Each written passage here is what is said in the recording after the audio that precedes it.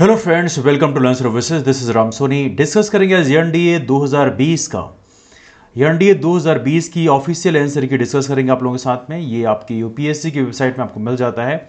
तो क्वेश्चंस के साथ डिस्कस करेंगे। जैसे कि आप जानते हैं, जो गैट का पेपर होता है, जनरल एप्टीट्यूड टेस्ट का पेपर की बात करें तो यहाँ पर कुल मिला के आपके सामने 150 क्वेश्चन होते हैं और ये कुल मिला के होता है 600 नंबर का। इस गैट के पेपर की बात करें तो यदि हम 2020 वाले पेपर की बात करें तो यहाँ पर एक क्वेश्चन जो है एलिमिनेट कर दिया गया था, उसको हम डिस्कस करेंगे कौन सा क्वेश्चन एलिमिनेट किया गया है। लेकिन एज ऑफ नाउ पहले हम डिस्कस करेंगे जो इंग्लिश का पेपर है। तो ऑफिशियल आंसर की चेक करते हैं कि इंग्लिश में इन्होंने कौन कौन से आंसर दिए हैं। Let's talk about one by one. इसके अलावा छोटी सी इन्फॉर्मेशन और भी है कि यदि आप लोग प्रॉपर तरीके से फुली फ्लैजड यूपीएससी किसी एग्जाम की तैयारी करना चाहते हैं तो आप लर्न यूपीएससी नाम का हमारा यूट्यूब चैनल ज्वाइन कर सकते हैं। उसकी लिंक मैं नीचे डिस्क्रिप्शन बॉक्स में दे दूंगा। So let's start with the first question. आज का पहला क्वेश्चन लेते हैं।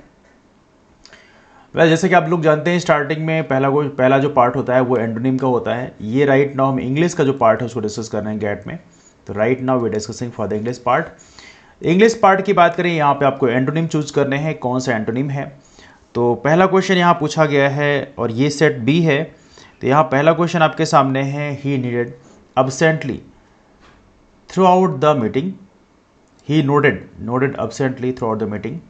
तो अब्सेंटली का मतलब यहाँ पर आपको एंटोनिम बताना है। तो अब्सेंटली का उल्टा क्या होगा, व्हाट इज अपोजिट। तो इसका होता है एलर्टली है ना, अब्सेंटली एलर्टली, ठीक है, अपोजिट। अगला क्वेश्चन है, I fully believe that the cornerstone of good policy is an electorate that is educated on the national issue. तो यहाँ पे एजुकेटेड बोलते हैं, वैसे जो भी वर्ड इस्तेमाल करते हैं। एजुकेटेड की बात करें ऑन द नेशनल इशू, तो एजुकेटेड का अपोजिट क्या होगा। बड़ा ऑब्वियस सी बात है, जैसे वेरी बेसिक क्वेश्चन, इग्नोरेंट, मतलब जिसको बहुत कम चीज़ें पता है। अगला क्वेश्चन है, for important medical decisions even finding A doctor you trust is not enough. Your trust is not anyway. तो इंपॉर्टेंट का अपोजिट क्या होगा, बड़ा ऑब्वियस सी बात है। यहाँ पे ऑप्शन है सिग्निफिकेंट, ट्रिवियल, बेसिक या प्रोबेबल। तो इसका बेस्ट आंसर क्या होगा, ट्रिवियल अनइम्पॉर्टेंट समथिंग। अगला क्वेश्चन आपके सामने है, planets move in their orbit. Move का अपोजिट क्या होगा। तो ऑब्वियस सी बात है, मूव का अपोजिट क्या हो सकता है। ऑप्शन है पुश, रोटेट, स्टॉल या फ्लो। तो स्टॉल इसका अपोजिट होगा, मूव का अपोजिट स्टॉल। अगला क्वेश्चन यहाँ पे है, temperature is a measure of internal energy of an object as frequently expressed by physicist in units of Kelvin. Expressed, found, told, distributed या कंसील्ड। तो इसका बेस्ट आंसर क्या होगा, what is the best answer, that is called concealed. अगला question आपके सामने, people argue about the Venus is so much warmer than the earth. Warm का opposite क्या होगा, what is that, friendlier, colder, wilder या heavier. This is a very easy question. तो ये इसका होगा कोल्डर। तो ये आप लोग याद रखें। अगला है आपका, let's see the next question, scientist are concern whether oceans and land biosphere will take up as much carbon in the future as they presently do. Concerned, तो कंसर्न का अपोजिट क्या होगा, what is the opposite of concern. तो यहाँ पे worried, तो worried लगभग same जैसे है। इनडिफरेंट होगा इसका। क्यूरियस या पजल्ड, तो it's like matching with the concern. Indifferent की बात करें, इसका एग्जैक्ट अपोजिट कह सकते हैं। The biggest debate among scientist today is about cloud feedback. तो डिबेट का अपोजिट यहाँ पे क्या होगा, what is the opposite of debate. Contend, moot, wrangle या एग्रीमेंट। एग्रीमेंट इसका बेस्ट अपोजिट है, कह सकते हैं यहाँ पे। अगला क्वेश्चन आपके सामने, the earth's climate sensitivity is conventionally defined as the equilibrium temperature increase caused by a doubling of carbon dioxide। तो यहाँ पे सेंसिटिविटी का अपोजिट, यहाँ पे बेस्ट ऑप्शन जो होगा वो होगा आपका, यहाँ पे ऑप्शन दिया है इम्परवियसनेस, विलिंगनेस, रिस्पॉन्सिवनेस या क्लोजनेस। तो सेंसिटिविटी का बेस्ट है यहाँ पे इम्परवियसनेस। तो ये इसका बेस्ट सुटेबल होगा। आप एलिमिनेशन राउंड से ऐसे क्वेश्चंस को सॉल्व किया करें तो आपको ज़्यादा बेटर रहेगा। The oceans carry a huge amount of heat from the tropics to the high latitudes. तो ह्यूज का अपोजिट क्या होगा, सिग्निफिकेंट आप कह सकते हो, लगभग इस मैचिंग विद दैट। मेजर, लगभग टाइनी मतलब थोड़ा सा, है ना। तो ह्यूज का अपोजिट टाइनी हो गया, डॉर्मेंट, है ना। तो इसका बेस्ट है टाइनी। तो ये आप लोग याद रखिए। तो ये रहे आपका एंडोनिम्स। अब यहाँ पे पूछा गया ऑर्डरिंग्स ऑफ वर्ड इन सेंटेंस। तो ऑर्डरिंग्स हालांकि ये तो मैं ऑफिशियल आंसर की भी डिस्कस कर रहा हूँ, लेकिन ऑर्डरिंग फाइंड आउट करने के लिए बेस्ट क्या होता है कि आप ये कनेक्ट करो कि पहले इवेंट कौन सा हुआ है, फिर दूसरा इवेंट, अगला इवेंट कौन सा हुआ है। यदि आप इस चीज़ों को रिकलेक्ट कर जाएं तो आपका ये ऑर्डरिंग सही हो जाता है ना। तो लेट्स रीड इट आउट। तो यहाँ पे पहला क्वेश्चन आपके सामने है, several years ago course on climate change at Texas A&M university professor Andrew Dessler created an introductory for freshman and sophomores. तो पहले देख लेते हैं इसका सही आंसर क्या है। इसका सही आंसर दिया है PQRS। तो यहाँ पे बेसिकली देखा जाए तो इन्होंने इसको सही माना है। तो देखिए कनेक्ट करिए, several years ago course on climate change at Texas A&M university. तो सेवरल ईयर्स एगो सबसे पहला इवेंट, उसके बाद course on climate change at Texas A&M university. यहाँ के प्रोफेसर है Andrew Dessler created an introductory, एक इंट्रोडक्टरी स्पेस दिया फॉर फ्रेशमैन एंड सोफोमोस। तो देखा है तो ये एक प्रकार से आप सीक्वेंस कनेक्ट कर सकते हैं। तो इसीलिए कहते हैं चैन ऑफ इवेंट्स को यहाँ पे कनेक्ट करना होता है, कौन पहले हुआ कौन सा बाद में हुआ, ठीक है। यदि हम अगले की बात करें तो यहाँ पे अगला है, यहाँ पे I realise that solving the climate change problem than solving will be much harder the ozone depletion problem. तो बिल्कुल सही बात है, ये यहाँ पे सीक्वेंस का सही देखा जाए तो है। कैसे? Look at this one, I realise that solving the climate change problem,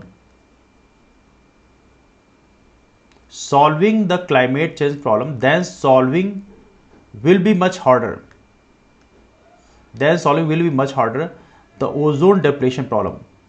क्या लिखा है? I realize solving the climate change problem then solving will be much harder the ozone depletion problem। तो ये बेसिकली ये इसका स्टेटमेंट है।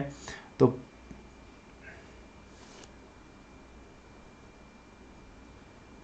Just one second, इसमें sequence सही नहीं है, देखिए। अच्छा, इसका सही आंसर देख लेते हैं पहले। ओके, इसका सही आंसर है ए। ओके, ए हमने बिल्कुल सही चेक किया था। I realise solving the climate change problem. अब इसके बाद विल बी मच हार्डर, ये ज़्यादा सही लग रहा है, विल बी मच हार्डर।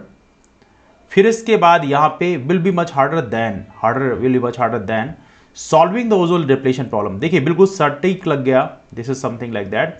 तो इस तरह से आप लोगों को ये मैच करना होता है। तो अपने आप सेंटेंस को यदि आप दो चार पढ़ें तो आपको फील लगने लग जाता है कि कहाँ पे क्या गलत है। This is what is that. Anyway, इसका सही आंसर PQRS दिया हुआ है, मैंने देखा नहीं था, ध्यान नहीं दिया था ऑफिशियल आंसर की, but I was trying to manage. Although temperature of this layer of the when directly comparing the satellite measurements of temperature, atmosphere should generally track the surface temperature, we must be careful। तो यहाँ पे आप देख सकते हैं ये जो sentence यहाँ लिखा हुआ है ये बिल्कुल सही बात है, मैच नहीं कर रहा है। तो इसका सही आंसर देख लेते हैं, PSQR इसका सही आंसर है। अब रीड करते हैं, although the temperature of this layer of the, इसके बाद this layer of the atmosphere should, ये इसके बाद सीधे ये है, atmosphere should generally track the surface temperature, we must be careful, we must be careful when directly comparing the satellite measurement of the temperature. तो ये ऐसा स्टेटमेंट है, तो आप इसको याद रखें। तो एक प्रकार से आप इसको दो चार पढ़ेंगे तो आपको आइडिया लगने लग जाती है कि बेसिकली कौन सही है। वैसे इन केस आप तब भी ना कर पाओ तो आप क्या कर सकते हो कि यहाँ पे सारे जो ऑप्शंस दिए हुए हैं उनके हिसाब से मैच करके आप एक बार रीड कर लो तो आपको आइडिया मिल जाएगी कि बेसिकली कौन सा स्टेटमेंट इसमें सही लग रहा है, ठीक है। Elements heats up eventually reaching high temperatures glowing like a dark orange that radiates the visible range. Obvious बात है ये बिल्कुल सही मतलब सीक्वेंस नहीं बना हुआ है, PQRS तो बिल्कुल नहीं हो सकता। तो देख लेते हैं इसका सही आंसर क्या है। इसका सही आंसर दिया है PRSQ। चलिए रीड करते हैं, द एलिमेंट हीट्स अप, इसके बाद heats up glowing like a dark orange that radiates, okay. इसके बाद है that radiates the visible range, that radiates the visible range eventually reaching high temperatures. तो ये अब सही हो गया। तो इसका सही आंसर का PRSQ। तो ये थोड़ा सा आप लोग याद रखें, थोड़ी प्रैक्टिस करेंगे तो आपको बन जाएगा। बट पहले जो इवेंट हुआ है उसको पहले, जो बाद में इवेंट हुआ है उसको बाद में कनेक्ट करें, ठीक है। Two people argue about why Venus is so much warmer to the sun so it absorbs more solar energy. The second argues that it's because Venus has a thick greenhouse gas rich atmosphere than the earth. The first argues that it's because Venus is closer। Obvious सी बात है, यहाँ पे first का पहले लिखा आ जाएगा, फिर सेकंड का लिखा जाएगा। तो फर्स्ट आर्ग्यूज पहले आएगा, सेकंड आर्ग्यूज बाद में आएगा। तो यदि हम इसका ऑफिशियल आंसर की देखें तो बोलते हैं PSQR। अब चलिए रीड आउट करते हैं, two people argue about why Venus is so much warmer. अब P के बाद सीधे यस आ गया, क्योंकि यहाँ पे फर्स्ट आर्गुमेंट पहले आएगा, Venus is so much warmer than the earth. The first argues that it's because Venus is closer. फिर इसके बाद सीधा आएगा यहाँ पे closer to the sun, so it absorbs more solar energy. The second argues that it's because Venus has a thick greenhouse gas rich atmosphere. तो ये आपका सीक्वेंस करेक्ट हो गया। तो इस तरह से आप लोग कनेक्ट करना है, दिस हाउ इट वर्क्स। तो यहाँ पे आपको थोड़ा रीड आउट करना है, वही पहला जो इवेंट है दूसरा इवेंट है उसको कनेक्ट करना है। यहाँ पे लिखा हुआ है अगला क्वेश्चन यहाँ पे, are now used by more than 1000 firms and are growing in popularity in United States and Europe, gain sharing plans. तो यहाँ पे ऑब्वियस बात है, यहाँ पे ये आर से स्टार्ट हो है तो ऑब्वियस सी बात है, दिस इज नॉट पॉसिबल क्योंकि क्वेश्चन मार्क के फॉर्म में नहीं है। तो आइए देखते हैं इसका सही आंसर क्या है। इसका सही आंसर दिया है एस पी आर क्यू। तो यहाँ पे अब देखिए S P R Q read करते हैं, gain sharing plans are now used by more than 1000 firms, फिर इसके बाद में है in the United States and Europe and are growing in popularity. तो ये आपका बेस्ट हो गया। इस हिसाब से आपको इवेंट्स को कनेक्ट करने हैं और आपको रीड आउट भी करने हैं। ये अगला क्वेश्चन आपके सामने है, ये क्वेश्चन काफ़ी अच्छा है। Adversity without succumbing to the clouds of doubt and jealousy between friends which is subjected to both prosperity and the essay of friendship by Francis Bacon celebrated the intimacy. तो P Q R S बिल्कुल इसका नहीं है। अब इसका read out करते हैं, इसका सही आंसर क्या दिया है, यस आर पी क्यू दिया है। एडवर्सिटी विदाउट सकम्बिंग, तो ये बेसिकली स्टार्टिंग भी इसका सही नहीं लग रहा था। तो यहाँ पे लिखा है the essay of friendship by Francis Bacon celebrated the intimacy. अब इसके बाद आएगा यहाँ पर intimacy between friends which is subjected to both prosperity and adversity prosperity and adversity without succumbing to the clouds of doubt and jealousy. देखिए अब देखिए यहाँ पे क्या है कि ये दो वर्ड्स हैं जो आपस में एक दूसरे से कनेक्ट कर रहे हैं, तो आप ऐसे करके भी कनेक्ट कर सकते हैं कि इसके बाद क्या होगा। ठीक है, let's get the next one. अगला क्वेश्चन देखते हैं। अगला क्वेश्चन आपके सामने, friends without which the world is make friends and person wills to want true, it is miserable solitude that compels a person to nothing other than a place of wildness. पहले देखिए ऐसे question काफी अच्छे question होते हैं। अब देखिए यहाँ पे समझिए इसका सही आंसर क्या है। पहली बात तो friends without which the world is, ये तो आएगा नहीं, तो यहाँ पे दिया आर क्यू पी एस। अब देखिए अब इसको रीड करिए, it is miserable solitude that compels a person to make friends and person wills to want true, friends without which the world is nothing other than a place of wildness. Correct हो गया। तो इस तरह से आप लोग का ये कनेक्ट हो गया। तो इस तरह से आपको कनेक्ट करना है, एक दो बार बाकी ऑप्शंस भी आप रीड आउट कर सकते हैं जिससे आपको ये आइडिया मिल जाती है कि बेसिकली इसका सही आंसर क्या हो सकता है। Now look at the next one, takes the longest that never started the job to finish. अब देखिए यहाँ पे यदि ऐसे क्वेश्चंस होते हैं तो यहाँ पे आपको कनेक्ट करना होता है कि पहले कौन सा आएगा। तो बिल्कुल सही बात है, ये सीक्वेंस जो लिखा है पी क्यू आर एस बिल्कुल सही नहीं है। तो आइए सही आंसर देख लेते हैं। इसका सही आंसर है आर क्यू पी एस। आप रीड आउट करते हैं, the job that never started takes the longest to finish. ठीक है, the job that never started takes the longest to finish. बड़ा ही प्यारा स्टेटमेंट है, this is a very very interesting statement. So अब चलिए अगला क्वेश्चन देखते हैं। अगला क्वेश्चन है, to what you can create control shift your energy instead of worrying about what you can not. Look at it, to what you can create control shift your energy instead of worrying about what you can not. अरे यहाँ पे इस statement को यदि आप देखें तो यहाँ भी सब कुछ सही नहीं लग रहा है, इवनली स्टार्टिंग ही सही नहीं लग रही है, जिसका सही आंसर है आर एस क्यू पी। अब इसको रेट करते हैं, इंस्टेड ऑफ वरिंग अबाउट। अब देखिए यहाँ पे स्टेटमेंट स्टार्टिंग लग रहा है सही, worrying about what you cannot, instead of worrying about what you cannot control, shift your energy to what you can create. ठीक है, this is a very very important statement. Real life में भी, असल जिंदगी में भी काफी इंपॉर्टेंट है। This is a very very important statement I say. Anyway चलिए अगला क्वेश्चन करते हैं, काफी अच्छे क्वेश्चन है, this is a very great question. अब पढ़ते हैं सिनोनिम्स, समानार्थी।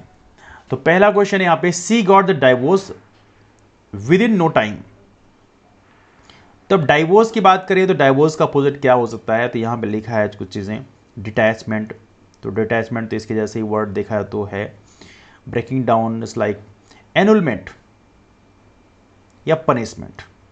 तो यहां पे देखा है तो इसका बेस्ट अपोजिट जो है, बेस्ट समानार्थी देखा है तो ये है एनुलमेंट। एनुलमेंट ही बोलते हैं बेसिकली डिवोर्स को। The right word is used for divorce is called annulment. तो ये काफ़ी अच्छा वर्ड है। He was known for his gentle disposition gentle disposition, तो जेंटल का क्लोज क्या है? Harmful, amiable, cunning, adjusting, gentle. तो जेंटल में हार्मफुल तो हो नहीं सकता, एमिएबल भी, okay, amiable is the right answer, amiable यहाँ पे राइट आंसर है, तो amiable is the right one. Cunning और एडजस्टिंग तो इज नॉट मैचिंग। अगला आपके सामने, the harder we kick the better the ball bounces back. Bounces back का यहाँ पे समानार्थी आपको बताना है, सिनोनिम बताना है, और इसका सही आंसर रिक्वायल्स, डिफ्लेट्स, इनफ्लेट्स, एसेंट्स। ये रिक्वायर्स द बेस्ट वन। अगला क्वेश्चन है यार, प्लान एंड एग्जीक्यूट। एग्जीक्यूट इसका समानार्थी क्या होगा? तो यहां पे स्टेटमेंट दिए हुए आपके सामने, desire, debate, accomplish and discard. I plan and accomplish, ठीक है, एकम्प्लिस। डिबेट का कोई मतलब नहीं, डिजायर का कोई मतलब नहीं, डिस्कार्ड का कोई मतलब नहीं। He listen to me with equanimity. With equanimity की बात करें तो इसका बिल्कुल क्लोज क्या होगा? ऑप्शन है केयरलेसली, एक्साइटेडली, पेशेंटली या हाफ हार्टली। वेल देखिए, इसका बेस्ट यहां पे क्लोज क्या हो सकता है? This is the patiently. With equanimity मतलब पेशेंटली, है ना। The whole thing was futile, futile exercise. तो इसका बेस्ट यहां पे क्या होगा? कॉस्टली, पॉइंटलेस, इनडिसिजिव या सक्सेसफुल। तो यहां पे फ्यूटाइल का जो बेस्ट क्लोज आप कह सकते हैं, that's called pointless. The whole thing was futile exercise, pointless exercise, है ना। चलिए अगला क्वेश्चन करते हैं, let's bring the next question. काफी अच्छे क्वेश्चन है। He was too cunning, cunning for her. तो कनिंग वर्ड तो आपने खूब सुना है। अब देखते हैं, capable, that's not possible, fit, intelligent या डॉजिंग। वेल देखिए, यहां पे इस क्वेश्चन के हिसाब से आप देखें तो इसका सबसे क्लोजेस्ट वन है, ये है डॉजिंग। अगला है, this decision is crucial for me. अब क्रूशियल का क्लोज क्या है? Moments. Well moments is pretty close, काफी क्लोज है। अब बाकी देखते हैं, नेचुरल, प्रिमिटिव या इनेप्ट। तो बेस्ट इसका क्लोज है moments, that's best one. The media went into A frenzy, into A frenzy about the case. अब फ्रेंजी का यहां क्लोज क्या हो सकता है? Silent, silent, that is not even possible, creative, wrong. तो यहां पे बेस्ट क्या है? बर्सर्क। तो यहां पे एक ही बचता है, तो बाकी तो क्लोज आ नहीं रहे हैं, तो यही एक बचता है, तो आप इसी को टिक कर सकते हैं। He has been yearning to go home, declining, demanding, begging, hankering. तो यहां पे बेस्ट क्या हो सकता है? What is the best one? That is called hankering, ठीक है। तो ये काफी क्लोज है वैसे देखा जाए तो। So let me bring the next one. अब हैं प्रीपोजिशंस। प्रीपोजिशंस थोड़ा डिफिकल्ट होते हैं। मिसिंग प्रीपोजिशन सही जगह लगाना बिल्कुल आसान नहीं होता, it's a very difficult thing, but anyway let's read it out. Simulations of the 20th century by climate models that exclude the observed increase. Greenhouse gases fail to simulate the increase in temperature over the second half of the 20th century. तो यहाँ पे क्या है? Simulations of the 20th century by climate models that exclude the observed increase. Increase what? Increase of greenhouse gases, increase in greenhouse gases, increase by greenhouse gases, increase to greenhouse gases. तो इसका best answer क्या है? Increase in greenhouse gases. बाकी का कोई मतलब नहीं है, तो यहां पे क्या होगा? In, increase in greenhouse gases, ठीक है। In extremely poor scientist, children can be put to work a young age and are therefore a source of income. In extremely poor scientist, children can be put to work in a young age. Well देखिए, in a young age, on a young age, by a young age, at a young age. तो young age की बात करें तो इसके साथ eight इस्तेमाल किया आता है, तो that's at a young age. तो यहां पे क्या होगा? एट ए यंग एज, ठीक है, at a young age and other for source of income. People who are averse hard work generally do not succeed in life. People who are averse to hard work, well देखिए that's quite close. About hard work, at hard work, on hard work. तो ये best यहां पे क्या है? To hard work, this is quite close. तो इसका सही आंसर क्या होगा? To. I have known her a long time, since a long time, well that's not even possible, for a long time। तो आमतौर पे ऐसे वर्ड for इस्तेमाल होते हैं, for a long time, at a long time, before a long time हो ही नहीं सकता। I accepted the offer, certain condition। अब यहाँ पे एम श्योर की आपको ऑलरेडी समझ में आ चुका होगा इसका सही आंसर क्या होगा, बट फिर भी देख लेते हैं। I accepted the offer on a certain condition, और यहाँ बाकी भी ऑप्शन दिए हैं, in, by, within। तो इसका बेस्ट ऑप्शन यहाँ पे क्या है? यहीं पे लिखा हुआ है I accepted the offer on certain conditions। तो इसका सही आंसर क्या होगा? ए। ठीक है, यहाँ पे बी है। Anyway let's bring the next one. ये ऑफिशियल आंसर की है, मैं आपको फिर बता रहा हूँ, यहाँ पे गलती की गुंजाइश नहीं है। She is a women of humble origin of from with in. काफ़ी अच्छा क्वेश्चन है, तो इसका सही आंसर क्या होगा? She is a women, she is a women of humble origin, तो यहाँ पे आएगा ऑफ। ठीक है, there is no cure, there is no cure, फिर यहाँ पे लिखा है for the common cold, of the common cold, to the common cold या ऑन द कॉमन कोल्ड।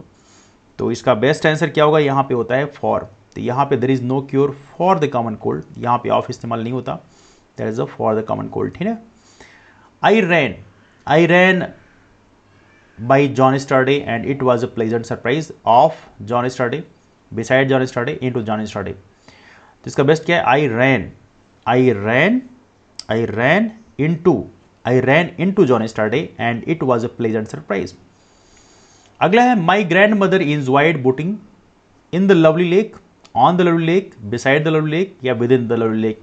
तो my grand mother enjoyed boating on the lovely lake। तो lovely lake है तो यहाँ पे on हो जाएगा, है ना, that is on the lovely lake। Anyway let's get the next one। यहाँ पे into है। He visits the needy to relieve them from their suffering and poverty, of their suffering and poverty, of या on। तो ये होगा he visits the needy to relieve them of their suffering and poverty, of their suffering and poverty। alright, okay, यहाँ पे हो गए हमारे equation. अब स्पॉटिंग एरर करते हैं। Spotting error is one of the most difficult practice when you study English, क्योंकि यहाँ पे गलतियाँ बहुत होती हैं। Anyway let's check it out, इसमें क्या लिया है, सही दिया है। तो यहाँ पे 41st क्वेश्चन का सही आंसर देख लेते हैं। This building comprises of 6 houses, तो इसी को बेसिकली यहाँ पे गलत माना है। Comprise 6 houses, 3 parking lots and 1 basement. तो यहाँ पे सही आंसर माना है बी को, मतलब बी में गलती है यहाँ पे। This building comprises of 6 houses, comprises of 6 houses. अगला यहाँ पे I look forward to meet you. अब यहाँ पे देखा तो इसमें सही आंसर माना है बी को, I look forward to meet you, to meet. अगला यहाँ पे I can not cope up with this pressure. तो 43rd का सही आंसर माना है इसमें बी को, I can not cope up with this pressure. 44th question की बात करें तो यहाँ पे सही माना है I came to this place by walk. तो बाई यहाँ पे सूट नहीं कर रहा है। अगला है यहाँ पे what is the time in your watch, what is the time in your watch. इसका सही आंसर माना है बेसिकली इसमें C, what is the time in your watch, in your watch, basically this is not right one. अगला है the price of my dress is higher than that of yours. तो इसमें सही स्टेटमेंट बताना है आप लोगों को, तो बेसिकली इसमें सारा ही सही है। The price of my dress is higher than that of yours, that's right one. My friend's daughter in law have come, no error. तो यहाँ पे देखा तो इसमें सही स्टेटमेंट बेसिकली बी है, daughter in laws. Daughter in laws जो है 2 इसमें दिखा है, तो यहाँ पे my friend's daughter in law, that's right one. I prefer sea food than Mediterranean food.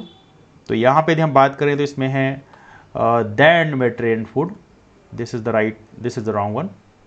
I prefer sea food than Mediterranean food, this is the wrong one.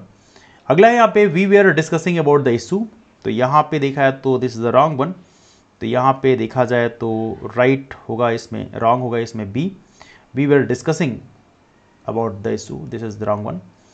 अगला dispose of the garbage from the cells. यदि इसकी बात करें तो इसमें होगा dispose of, this is the wrong one, the garbage from the cells. तो ये है आपके 50 क्वेश्चन, ये आपके रहे इंग्लिश के क्वेश्चन। इसके बाद में हम जीएस से क्वेश्चन करेंगे, तो नेक्स्ट वीडियो में हम जीएस से क्वेश्चन डालेंगे। तो ये रहा इंग्लिश क्वेश्चन, काफ़ी अच्छे क्वेश्चंस हैं, आप लोगों को जरूर इसकी प्रैक्टिस करना चाहिए। इवनली बाकी जो एग्जाम की तैयारी कर रहे हैं, यदि आप एसएससी वगैरह तैयारी कर रहे हैं तो भी आप इन क्वेश्चन को देखें, काफ़ी स्टैंडर्ड क्वेश्चन है, these are very well standard questions. That's all for now, discussion wind up करते हैं। राम सोनी नहीं, आप लर्न यूपीएससी को आप सब्सक्राइब कर सकते हैं। यहाँ पर कंप्लीटली यूपीएससी के एग्जाम को टारगेट करते हुए बनाया गया है, तो आप लर्न सर्विस यूट्यूब चैनल को फॉलो कर सकते हैं। इसकी लिंक मैंने डिस्क्रिप्शन बॉक्स में दे दूंगा। चलिए मुलाकात करते हैं आप लोगों से अगले वीडियो में। अभी जीएस वाला पेपर डलेगा, तब वहाँ पे हम कंप्लीट फुल डिस्कशन करेंगे। तब तक के लिए bye, take care, thank you and keep moving forward.